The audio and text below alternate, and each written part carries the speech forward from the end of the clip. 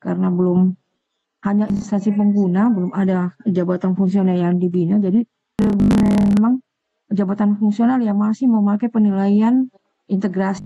Jadi tadi Budi sudah menyampaikan bahwa harus disesuaikan dulu angka kredit konvensional ke integrasi, baru kita melakukan penilaian yang selanjutnya adalah konversi.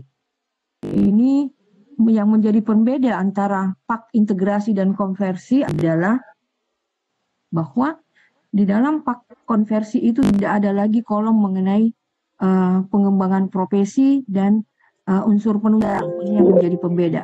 Jadi karena memang di dalam penilaian konversi itu sudah ada namanya kegiatan-kegiatan pengembangan profesi maupun penunjang.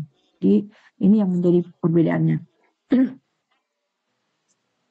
Lanjut, jadi ini angka kredit, tata cara penilaian angka kredit. Jadi sudah tadi kemudian juga menyampaikan bahwa di dalam tata cara penilaian ini ada yang namanya tahunan, ada juga yang namanya periodik.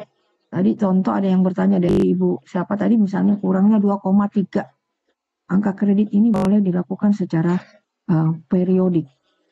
Dengan ketentuan harus ada kontrak kerja berapa bulan sih ada output yang dihasilkan oleh yang bersangkutan ketika akan menilaikan secara periodik. Tadi Budi sudah sampaikan. Ini contoh seperti ini ya Bapak Ibu ya. Jadi ini yang untuk tahunan setahun sama dengan SKP setahun dari Januari 2023 sampai Desember 2023. Jadi ini ada tadi juga sudah di dalam predikat kinerja ada sebutan sangat baik, cukup, butuh kurang dan sangat kurang. Ini nilai kuantitatifnya.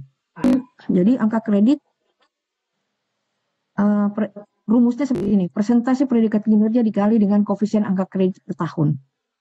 Misalnya tadi contoh adalah dia JF ahli penolak, yaitu 12,5 karena dia memperoleh predikat kinerja sangat baik dari atasannya, maka dikali dengan 150%. Ya, yang dia dapatkan adalah 18,75. Inilah yang menjadi berdasarkan perhitungan ini pejabat fungsional memperoleh predikat kinerja sangat baik dengan penilaian kinerja tahunan akan memperoleh sebesar 18,75. Lanjut, jadi ini tadi juga disampaikan, tadi ada yang menanyakan ya, kalau kekurangan angka kreditnya cuma 2. Ini yang tadi Ibu sampaikan bahwa ada penilaian periodik.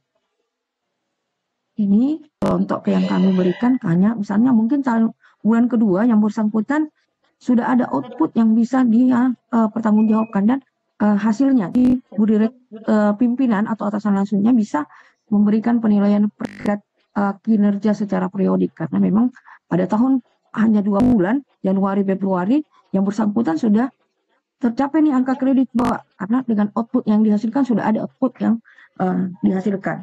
Contohnya seperti ini rumusnya bahwa jumlah bulan periode penilaian per 1 tahun. Jadi misalnya cuma 2 bulan Januari Februari 2 per 12 kali karena nilainya diberikan dari predikat kinerja di atasan adalah baik, maka dikali dengan 100%. Ini adalah dikali dengan 12,5 karena adalah dia di jenjang pertama, koefisien angka kredit tahunannya adalah 12,5. Jadi yang bersangkutan mendapat angka kredit 2,08. Ini dengan tambahan angka kredit sebesar 2,8 ini fungsional tersebut dapat mengikuti uji kompetensi kenaikan jenjang ke periode dekat.